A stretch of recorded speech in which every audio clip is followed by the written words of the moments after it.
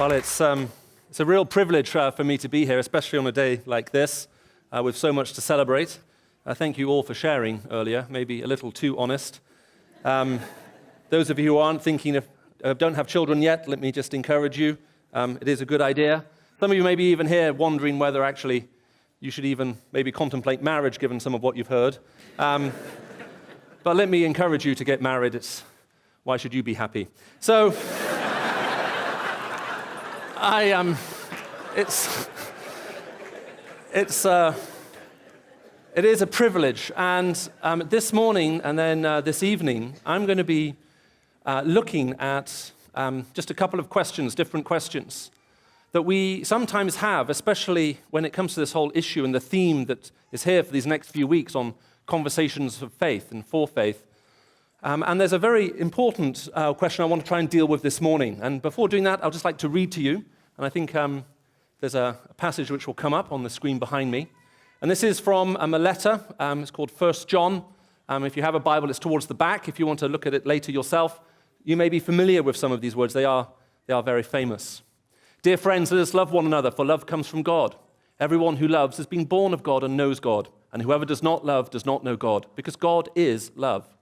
This is how God showed his love among us. He sent his one and only Son into the world that we might live through him. And this is love, not that we love God, but that he loved us and sent his Son as an atoning sacrifice for our sins. Dear friends, since God so loved us, we also ought to love one another. No one has ever seen God, but if we love one another, God lives in us, and his love is made complete in us. And this is how we know that we live in him and he is in us. He has given us of his Spirit, and we have seen and testified that the Father has sent his Son to be the Savior of the world. If anyone acknowledges that Jesus is the Son of God, God lives in them, and they in God. And so we know and rely on the love God has for us. God is love. Whoever lives in love lives in God, and God in them. And this is how love is made complete among us, so that we will have confidence on the day of judgment. In this world, we are like Jesus. There is no fear in love, but perfect love drives out fear, because fear has to do with punishment. The one who fears is not made perfect in love. We love because he first loved us. Now, the reason I've picked this passage this morning is for a couple of reasons. One is because of the dedication. And obviously, I'm sure there is an intent on behalf of every parent we have seen to be a loving, gracious, and kind parent to their children.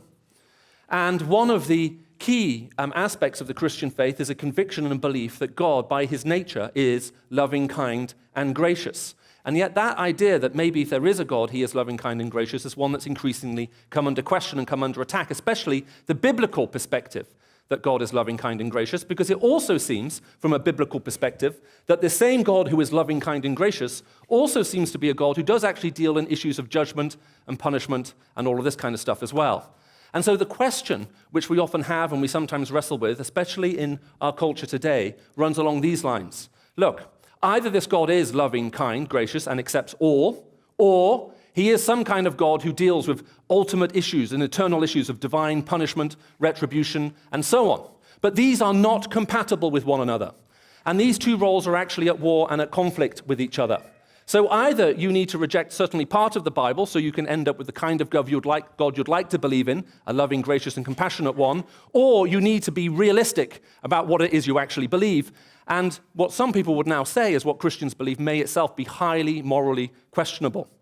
And so what I would like to do is I'd like to try to, making reference back to what we've just heard now, is maybe explore that question a little bit with you. And this won't take me much more than 3 or 4 hours, so do make yourself comfortable. You have reclining seats, they're padded, and that way you won't need to come back for the second service this afternoon.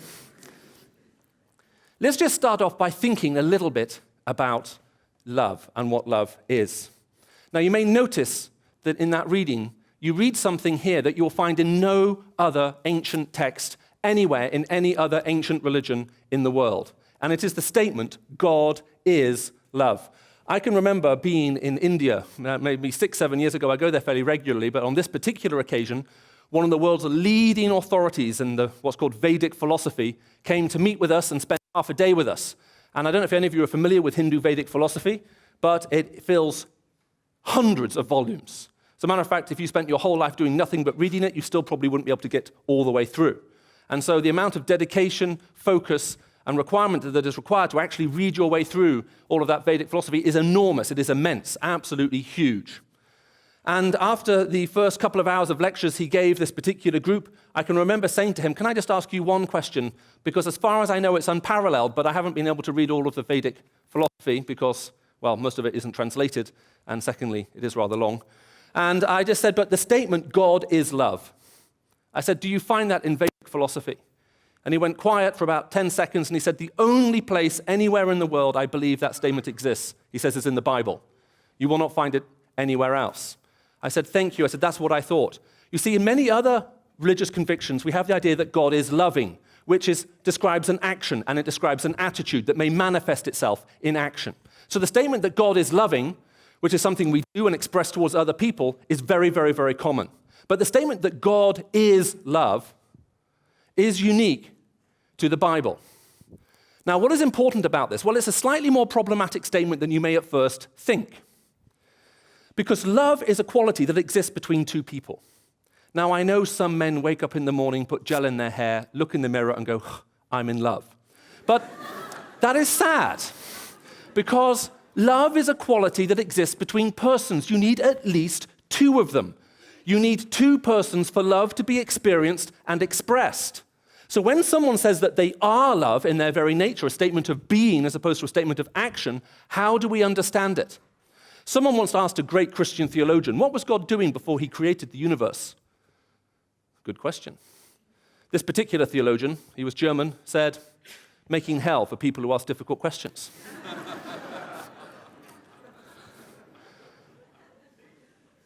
When we talk about the fact that God is eternal, he has always existed, and never a time he wasn't, it raises this rather interesting question.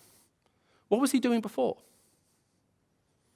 Because if love is a quality that only exists between persons, and God is personal, and he's all alone, that means that God is cosmically lonely before he decides to create anyone else. He's all on his own. Which means that in order for God to experience love, first of all, he must create someone else, and now at last he has someone to love. As a matter of fact, when my youngest daughter, my first daughter, when she was born, she was given a lot of books, and one of the books was actually called Someone to Love, and the story went like this. There was this God, he was all alone in the universe, and one day he created a beautiful blue and green planet, he put people on it, and now at last he had someone to love. Now this book wasn't tossed aside lightly, it was thrown with great force, and it went straight into the bin. Because although I understand where it is coming from, having been raised most of my life in the Middle East with a very strong monotheistic view, Christians worship a God who is Trinitarian. 3 persons in one Godhead. God exists in a set of living, loving relationships. Which is why the Bible is unique in saying God is love and doesn't just simply satisfy itself with saying God is loving. Because he exists in a set of living, loving relationships. God does not need to create other life in order to experience love. He is love in his very nature, and out of love, he then goes on to create life. Now, that then brings us maybe the question and makes it even all the more harder and maybe all the more pointed, which is, if God is love, and we are to understand all of this in terms of love, and as we read up here on the screen, if you are truly in this love, then you are in God, and God is in you. And the very nature of what it is to worship God and to walk with God is to somehow be both in love with him and in love and at peace with your brothers and sisters. How do we then understand the fact that then the Bible seems to be contradictory? Because we also talk about punishment and judgment and so on. Is God morally consistent? So I'd just like to take a little bit longer and just keep talking about love a little bit with you, if I may. Now, I don't know how many of you have read Jane Austen's Pride and Prejudice. Many of you know it is celebrating a very significant anniversary this year and is regarded by many people to be perhaps the greatest love story ever written in the English language. Some of you may well have seen the 6-part BBC adaptation of Pride and Prejudice. Just out of interest, how many of you have seen that? Just raise your hand. Well, if you've seen it, you'll notice the striking resemblance between myself and Mr. Darcy. And if you haven't seen it, the chances are you are male and single. But let me just tell you a little bit about that story. This particular novel, which has had this massively long, enduring appeal, tells a love story in which the 2 main characters are a very bright, feisty, and independent young woman called Elizabeth and a rather aloof, mysterious English gentleman by the name of Mr. Darcy. Now, Darcy falls in love with Elizabeth, but he doesn't realize it. And at one point in the novel, he comes into her home to visit the family, and as he enters, he suddenly finds himself alone in a room with Elizabeth. Now, being an English gentleman, protocol dictates and demands that he cannot be alone in a room with a woman to whom he is not engaged. And as a father of 2 daughters, I'd like to say I think this is a very good idea. So he immediately apologizes, saying, "I am sorry, I had no idea you were unaccompanied," and he turns and he begins to leave. He is halfway through the door when he stops. He turns around, he walks back into the room, he looks at Elizabeth, and he says, "It will not do. My feelings cannot be repressed. You must allow me to tell you how much I ardently admire and love you." Now, gentlemen, listen carefully. That line is a winner. However, he goes on to say that he loves her, even though it goes against his reason, even though it goes against his will, and even though it goes against his own better character. She, therefore, rejects this declaration of love, and being a man, he can't understand why. So he asks for clarification. And she turns to him and says, "You told me that you loved me, even though it went against your will, even though it went against your reason, and even though it went against your own better character." In other words, she is saying, "You told me that you loved me, even though it went against all better judgment." You see, true love does not exist in the absence of judgment. True love only exists in the presence of it. Most of us are so desperate to experience and express and to be loved that we go around projecting an image of ourselves to other people, hoping that therefore they will like us.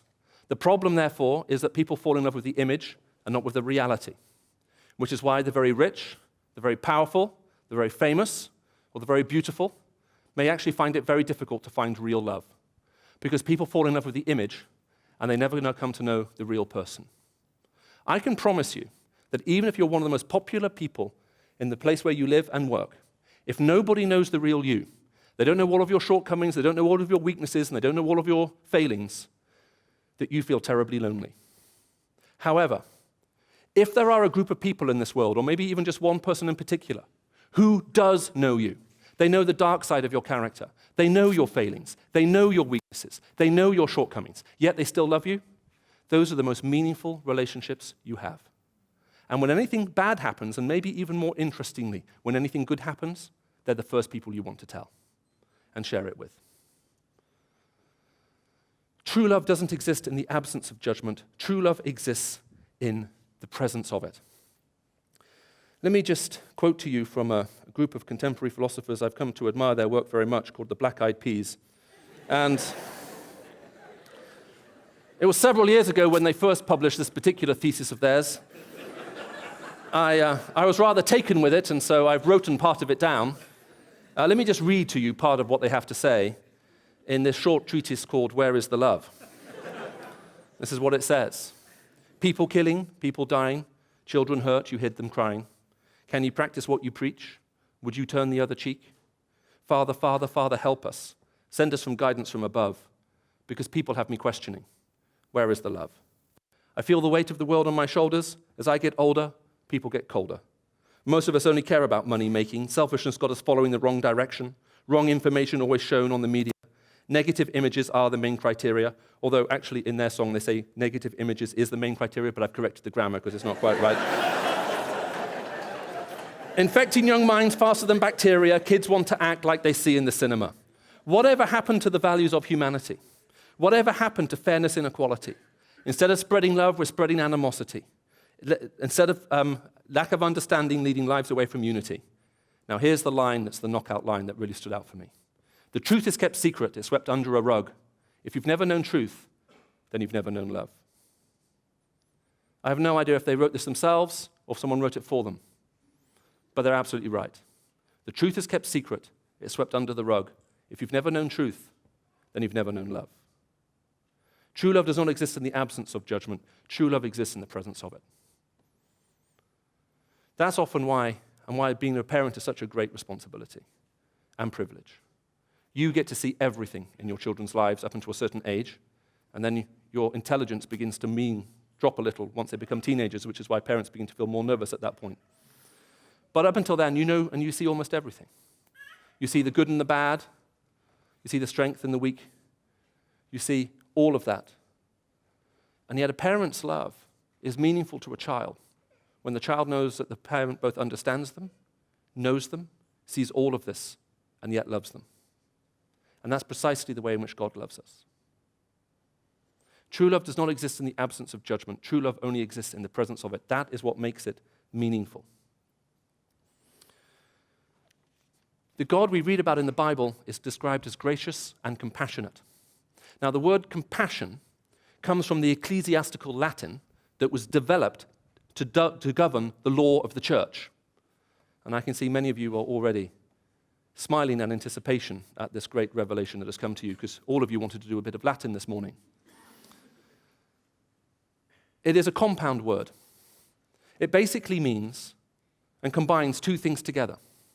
It means to make a moral judgment about something and also to be moved in the depth of your being to do something about it. So you have compassion in the face of poverty. When you make an absolute moral judgment, that is wrong. And yet you're moved in the depth of your being to do something about it. If you're not moved in your being to do anything about it, you don't have compassion, you have moralizing. You have compassion in the face of racism. When you make an absolute moral judgment, that is wrong. And at the same time, you are moved in the depth of your being to do something about it. If you don't do anything about it, you don't have compassion, you just have moralizing. God is gracious and compassionate. The same God who loves in the presence of judgment looks into every human heart and sees what is there and makes an absolute moral judgment about it. That is wrong. Because all of us have things we'd like to hide.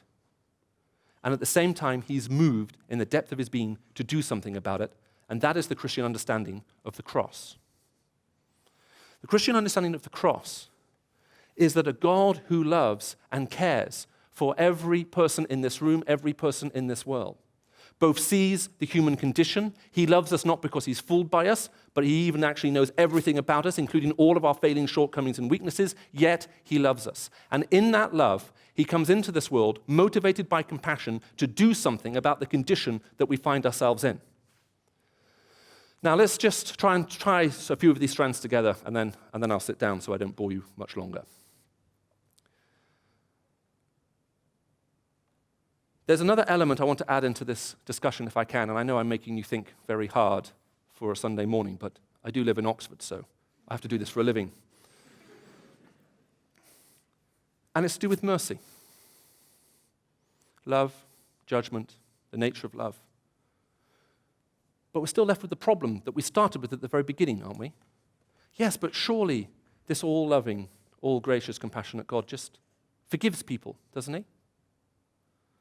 Well, yes and no. Forgiveness presents a particular problem for God. And you can see it just by thinking about it very simply. Because whenever you exercise mercy in a certain area, you always do so at the expense of justice, by definition. That make sense? If you're merciful, it means someone deserved one thing and you gave them something else. Which means that if God is merciful, what he does is he lays aside the requirements of justice and he says, okay, I forgive. Now, that sounds wonderful, unless you have ever been wronged. Have you ever noticed we feel very strongly about justice when we have been wronged? And we're very much in favor of mercy when we have done the wronging, if that's a word. But I've just been quoting the Black Eyed Peas. We can make up words. Just imagine that you were brought here today with friends. You came because they were having their children dedicated, or they told you it would be interesting, and now you realize that they've misled you. And as you walk back to where your car was parked, because you've driven them here today, and now you realize that maybe they needed your car, you're sitting there thinking, I've just wasted a whole morning. And as you come up to the car, you're about to put your key in it, and you stand back, and you look at it, and you realize that someone has scratched it with a key. They've just walked up and down the side of the car. Now, how would you feel at that point? Wouldn't you feel slightly annoyed? Wouldn't you sort of feel, God, I'm not even sure I believe in you. I came along to a church service, and this is what happens to me? And there's a sense of hopelessness that comes, because the chance of catching the culprit is quite small. I mean, you can write to the Chief Commissioner of Police here in London and demand he cancel all police leave until they find who did it, but that's unlikely to happen. And as you're standing there, you suddenly notice there's a little security camera. And you've just parked on one of the side streets near here, so you come back into this building and you talk to some of the church leadership and you say, do you have access to the security cameras around the building? And you say, yeah, we do. We take over the whole building. And you say, is there any way you could tell me if the camera on that side of the building over there is actually turned on? And they go into the room and sure enough, there it is. And they say, is it recorded? And they say, sure. You say, could I have a copy? I need it from about 10 o'clock this morning. So they give you a copy of that camera. You put it into a DVD player when you get home. You press play. And not only do you see the person who vandalized your car, you recognize them. It's your next-door neighbor. They have never liked you from the moment you moved in to that apartment. They took exception from you from day one. They've made your life a living misery. They walk past your car. They stop. They look at the registration number. They recognize it's your car. They come back and up. They go up and down with the key really quickly, and then they walk off smiling. How do you feel now? Imagine you were to invite them round for tea next Sunday afternoon. And as you're giving them tea and cake, you say, oh, by the way, I've got a little video I'd like to show you. And there on your new 42-inch all-singing, all-dancing LCD TV, you click play and up it comes. Now how do you feel? Pretty good, right? Let's suppose you're the person who did the vandalism. You got away with it. No one knows you've done it. Now this idiot who you car you vandalized the other week is actually giving you cake and tea. You're sitting there, and all of a sudden they press play. Now how do you feel? Have you ever noticed when we get caught doing something wrong, we can often feel angry about it? The way we react emotionally to the prospect of some form of judgment depends what side of the law we're standing on. So if the prospect of judgment puts fear into our hearts, it's because we're actually aware we've done something wrong. But if you're on the other side, the prospect of judgment brings hope. Hope that a wrong may be rectified. So let's come back to God. Why doesn't this all-loving, all-gracious God, for whom love is so important, just simply forgive everyone? And the answer is, when justice collapses in any society, so does hope. We had some of the lowest turnout at our last elections, just after we had the whole MP's financial scandal. And it's because a wave of disillusionment spread through this country, because we thought, gosh, all the people who've done all of this which is wrong are going to get away with it. And they're not going to have to pay for what they've done. If I did this in my company, I'd go to jail. They do it through the government, they somehow don't seem to go to jail. That's not fair. Despair rises as justice collapses, which therefore presents a very interesting problem for God. If mercy is exercised at the expense of justice, where is the hope for those who've been wronged? Now, all of this is resolved also from that reading from 1 John chapter 4. You may want to have a look at it again yourself if you've left it here, if you're interested in this kind of thing. Because in every religion of the world, it's also true to say that God does exercise his mercy at the expense of his justice. He has to by definition. That is true for everywhere except in one place, at the cross of Christ. Because at the cross of Christ, God doesn't exercise his mercy at the expense of his justice. He exercises his mercy through his justice. The reason why Christians sing about the cross and thank God for the cross is at the cross, God himself comes into this world and he pays the price for things that we have done wrong. We were singing about it just now. You may have missed you. The penalty for that which is done wrong is fully paid and met. God exercises his mercy at the cross, not by ignoring the requirements of justice, but by fulfilling them. If you live in despair because you think there's been some massive failure of justice in your life, or because of some huge wrong that you have seen, the cross speaks hope because it tells us that everything is brought to a point of judgment and there is an ultimate payment which is made. No one gets away with anything. But at the same time, it speaks hope the other way too, because for everything that we ourselves have done wrong, God himself is willing to take on the consequences himself to fulfill the law, uphold the requirements of justice, and exercises his mercy through his justice, not at the expense of it. And that's why we sing about it. The cross shows God's love in action, and the result of it is we can know forgiveness. Sometimes people think that what Christians are talking about is trying to be a morally better person than everybody. So maybe this closing illustration will help. Imagine life is like a big bookshelf. And on the top shelf, you have amazing people of history, people who have led incredible lives, lives of huge sacrifice, and they are known around the world. They are famous, admired, and respected by everybody. And on the shelf below that, you've got national heroes. So heroes who may be admired within a country, even though they're not known outside of it. But if you're a citizen of that country, you know this man, you know this woman, you love them, you admire them because of the life they led and how they acted. On the shelf below that, you've got ordinary, decent, hard-working people. You know, the kinds of people who, when you go away on holiday, you'll give them the keys to your car or to your apartment and you say, could you look after this for me for 2 weeks? Those kinds of people. And on the shelf below that, you've got people who live a bit close to the edge. Okay, they're not always doing that which is right, but they are fun to have around at parties. But you would never, under any circumstances, give them the key to your apartment and ask them to look after it. And on the shelf below that, you've got people who lie, cheat, steal. Nasty people.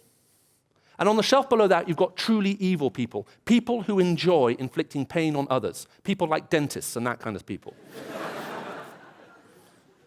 And you're given a pen, and you're asked to draw a line of judgment through society. Who should go to heaven and be with God and who doesn't get in?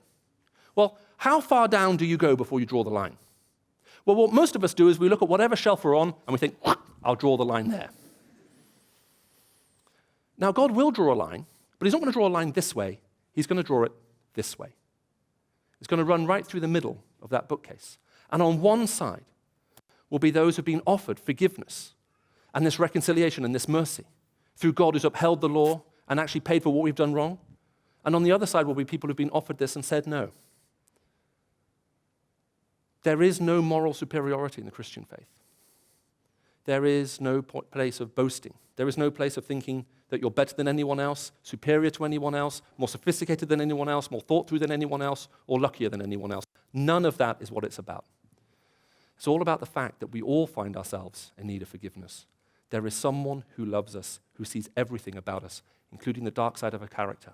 And he loved us so much that he gave himself in his only Son to come into this world, to actually make forgiveness and reconciliation possible. He extends mercy to us, and if we say yes to him, he also says yes to us. And you now find yourself in relationship with him, and there's a testimony in your spirit because you now know you have peace in his presence. And that's why Christians love to sing about the cross. If you're just visiting here and you're not here very often, then let me assure you I don't normally preach here. It's just that they couldn't find anyone good for today, and all the good preachers who normally speak here were taking a bit of a break. But if you come back in 2 weeks' time, you'll be able to have this free lunch. Let me encourage you to come along to that free lunch. Okay, come and take it. Maybe you've come here as a convinced atheist against your better judgment, and you never want to come here again. But you are morally obliged more than anyone else to come to that free lunch. You see, this church tells other people about Jesus and tries to see them converted to the Christian faith. Now, that takes money and resources. So if you don't come and eat that free lunch, the money that they save by not feeding you, they will then channel to try to reach other people. And so, if you really don't want to see this go any further, you should come along and take the hit and just have the food yourself. Now, it may be that some of you are here and you actually have questions. You're thinking, you know what? I haven't really started to think about the Christian faith at all, but I'm sitting here and I'm thinking, maybe I should. Well, at the end of the service, you can come down at the front. There'll be people here that'll be more than happy to talk to you, try to answer any questions you have, agree to meet up with you if that would be helpful. Or maybe there are a few of you here and you're thinking, you know what? I've been thinking about this for a while, but when it comes to the Christian faith, I'm on the outside looking in. But I think maybe today I need to step into the inside so that I can actually know this myself. Well, again, why not come down here? There'll be people at the front. They'll be more than happy to talk with you and pray with you. Thank you for listening to me, and I hope you enjoy the rest of your Sunday.